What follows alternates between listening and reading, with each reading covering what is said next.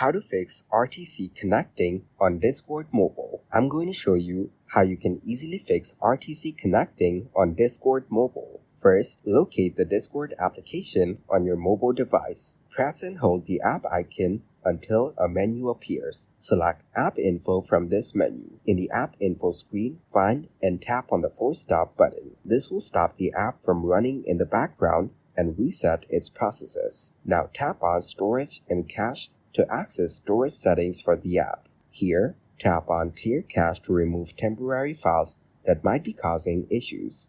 After clearing the cache, go back and tap on Clear Storage. This will remove all data associated with the app, effectively resetting it to its default state. Now, exit to your home screen and open the Google Play Store. In the search bar, type Discord and press Enter. Find the Discord app in the search result. If there is an update button, tap on it to update the app to its latest version. Keeping your app updated can resolve many connectivity issues.